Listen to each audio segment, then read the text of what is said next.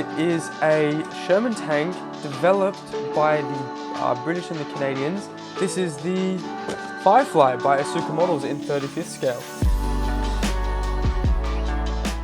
Hello, I am Kobey from Hearns Hobbies, and I've got a really exciting unboxing to be partaking in today. This is the Firefly by Asuka Models in 35th scale. It is a Sherman tank developed by the British and the Canadians with a bigger gun to take on more armoured tanks, more heavily armoured tanks.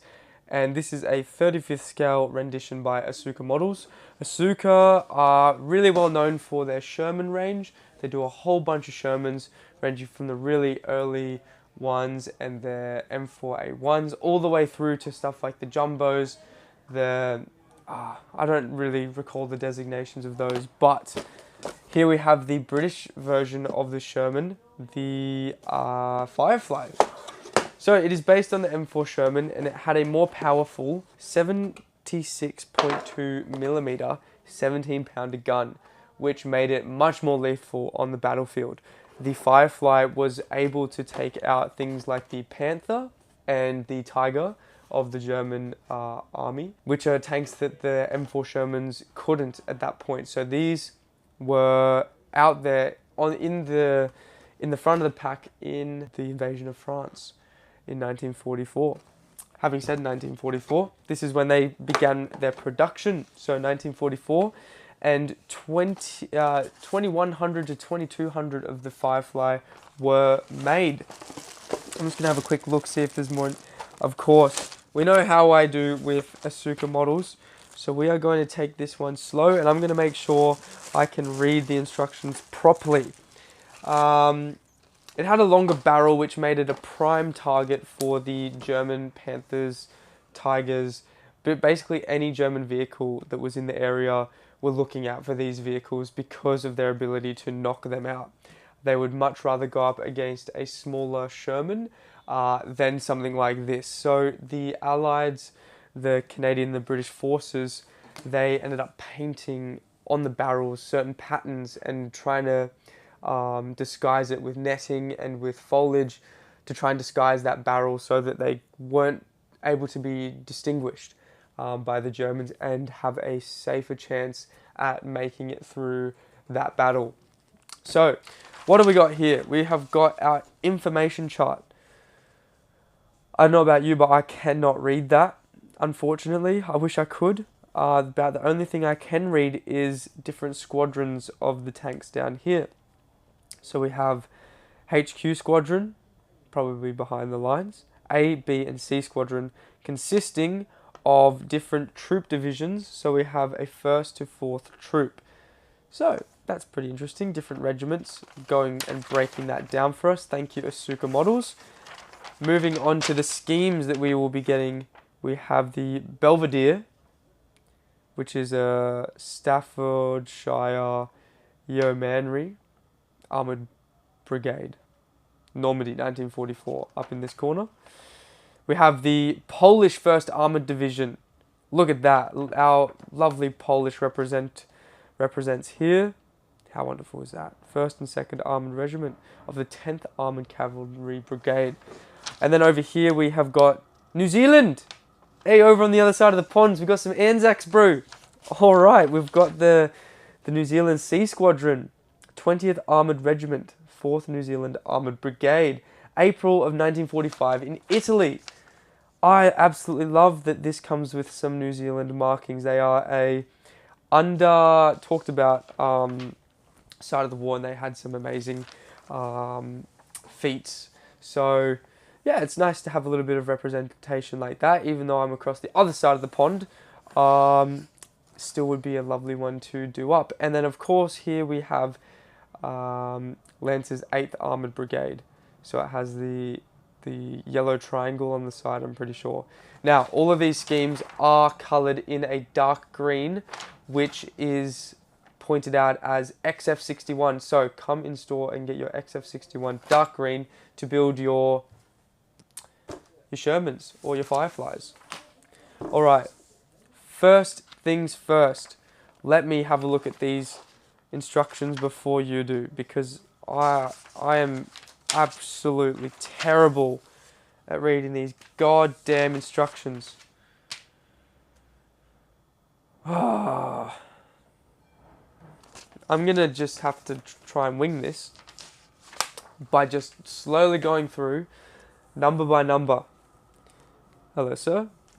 He can clink my coffee cup. We have got the tracks, which we'll get into later. They are a rubbery type of track, but I want to show you the amount of detail that you get. So you're going to get 4 lengths, and they want you to glue them together. They want you to glue it together. For track assembly paint, please use a cyacrylic adhesive using an undercoat to keep the paints, to keep them. That sounds about right. To me, a surface primer is a good one for that. So if you are doing these rubber tracks, they recommend using the Tamiya surface primer. Any will do. They are suitable for most types of plastics and metals. So the spray cans and the jars, they're good. Driver sprocket assembly down here. Doing the road wheel assembly. That does have movable suspension, I'm pretty sure. So that is a positive up to this kit. Here we go. Talking about suspension, building up that suspension, being careful to make sure which one is the outside. The foam rubber is pushed in between the bogie and the suspension spring as shown in the diagram. Adjust the tension to taste. To taste? I hope I don't put it in my mouth. It says, adjust tension to taste. I know what it means, but it's a funny word to use. To fix suspension, do not install the foam, but glue B2 into the lowest position. Right. There you go. So with this movable suspension, they're saying don't cement this and use this rubber part in the suspension area to make it movable. Well, there you go. You can have a really good look through this. This is the part here for the suspension. Starting off early with some difficult stuff. Nevertheless, let's move on. Here we have more of the suspension being built up with the idler wheel as well. More parts going through here. And you have, until glue dries, do not move. Do not move it until the glue dries. Otherwise, you're in strife. That's what that says down there. If you can't see. Until the glue dries, do not move it. Move on to the lower hull assembly. We'll have a look at this as well because I find it quite interesting how they've decided to mold it. Moving on to 7, I have got it right. We're building some rear panel assembly, so some stowage and some lights and everything up here. Photo etch, I believe, yes, photo etch grill being put in there, which is nice. I've got some positioning over here, which is good. Optional, it looks like there's an optional tow point as well for this vehicle. Differential cover assembly, so the diff at the front, the gearbox, that is being made here. No photo etch, I don't believe. Deflector assembly for your exhaust, getting that all made up. A bit more photo etch being done there. Don't forget to drill these parts on the rear portion of the hull and then also on the top portion of your hull. Putting that all together, you've got 4 pieces coming together like a transformer. Putting that all together. Driver's hatch assembly, getting that all made up. Oh, where was I up to? 13. So I'll be moving on to 14. Here we go. We're putting some more of the hull parts on and those hatches that we just built up. Engine deck assembly, relatively straightforward, just making sure that you drill out the holes. Putting that all together on the engine deck, installing it, and a couple of miscellaneous parts around there. 16, 17, we'll be doing the other side. We're also putting some stowage on. I don't mind stowage now. I never used to like it when I was building tanks, but I like it now.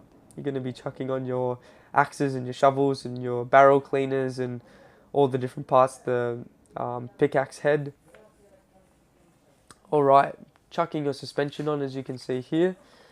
All of it is going on at once. Note the track direction. Do not cement them. Keep it all working. What is that? 18, 19. Houseboat installation. Ooh. Okay. Well, you can chuck this on. You can chuck a couple of the parts on for that. Refer to page 10. This is only page 7. Referring to page 10, it just says houseboat. Example 1 vehicle. So, that looks like that. I'm not going to skip over into that too quickly, but let's keep a move on here. They had side panels as well. So, I think I figured it out. I think I figured it out. So, I was just about to talk about how where the Fireflies and the Shermans had their shells, they had these basically ports for extra armor where the munitions were. Here they have photographed it without the armor on there, and they say that they want you to put these little clips on, if you're going to be doing that, over these little pieces of armor, extra added on armor. So that's nice of them to mention that, but I think it could be made a little bit more clear. But for those of you who do tackle this kit and have seen this video, chuck them over the armored plates because they were put on before they left for Normandy. Alright, all of the fairings and the guards are going on at this stage. Coming over, we're building a barrel. Always recommend getting a metal barrel. It looks so good. Or you can just like work really hard to get the seam away. Putting the mantlet on, chucking the machine gun through, putting that front armored plate onto it. Turret parts assembly, so this would be the rear portion of the turret that was extended for a bit more stowage. Oh, goodness gracious, I'm up to 22, so I'm going to put this one in. Here now. That was 22. 23. Building up that turret, you're putting the top part of the turret onto the bottom. There's the little seat for the commander to stand on. All of the ports being put into place. You've got the cupola going on down here. What else we got? Red, brown. There must be some portions for padding on the loader's little hatch as well, the gunner's hatch. And finally, step 25, painting up your figure. You're going to need gold leaf, black, flat flesh, buff, semi-gloss black, flat earth, and green. There you go. And the wire rope is not included, unfortunately, but it gives you a measurement for how long it wants you for that one. So there's a tow rope, and it's saying if you can source some rope, that is how long it has to be, 160. 160 what millimeters, I'm not sure, but that's it. Cool. So we've gone through all of the instructions. Just remember, if you're building Asuka, really follow the numbers. They are the best. That's the best way to do it. Oh, would you like to know a little fact? Why was the Firefly named the Firefly? Well, during testing and when they were watching the vehicle in development, the 17-pounder gun had such a large muzzle flash that they decided to nickname the whole tank the Firefly because it glowed like a firefly every time it shot out of its barrel. So let's just do a really quick review on the plastic. Anyone who's built a Asuka before kind of knows what to expect. Alright, in here we have all of the suspension parts. As you can see, really nice detail on the road wheels there. You're getting a couple different types, so we just have to make sure that we're putting the right ones on. Obviously, you have to put the innards into the other side, as it is all single side, like nice molding, and then the other side to be copied, to be mirrored. So you've got a couple of different parts that you're going to be doing, depending on which Sherman you're making. I think this is a pretty generic sprue. Chuck that back in. Here we have those tracks that I was talking about. See if I can get like a really nice So they are a really nice mold quality. They're very sturdy. They're very, very thick for something like rubber tracks. And you just have to glue these end bits together and let it dry. Lovely, lovely detail coming up into that. Benefit from a little bit of paint. Here we have some jigs, I believe, potentially. They came up in the instructions. Here we have some more sprockets and idlers with the teeth. Beautiful detail on those. Gearbox cover. Turret ring. The innards of the turret's gun. All of the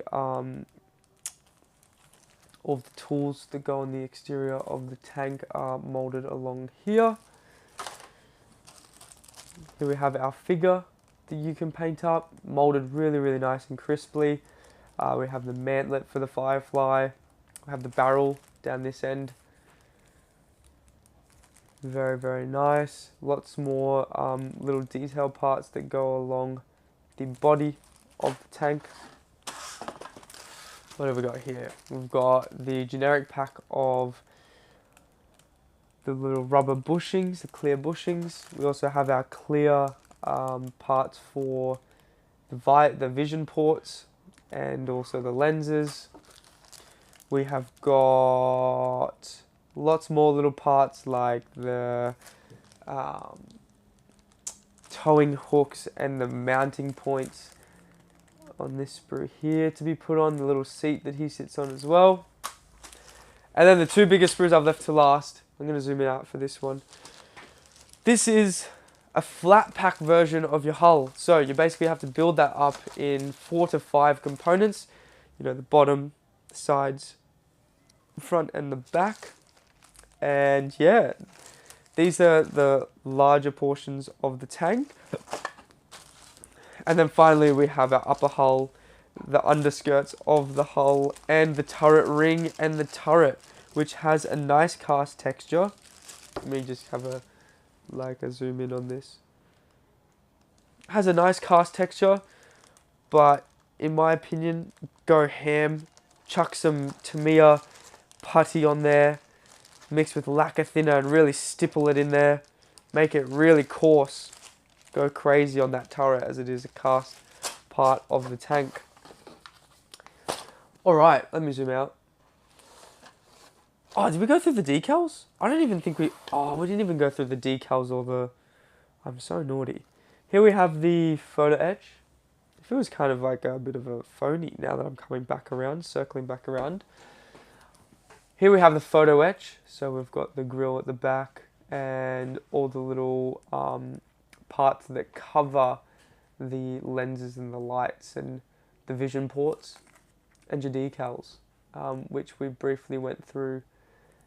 In there you have your New Zealand 18 on there, which is quite cool.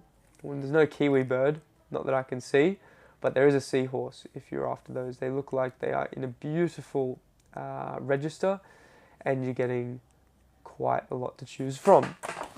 So there you have it.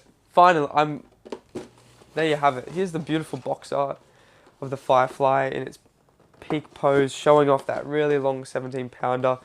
As I said, they sometimes painted them with a little wavy line up to about here to make them look like a regular Sherman. It just kind of blended that barrel into the sky a little bit.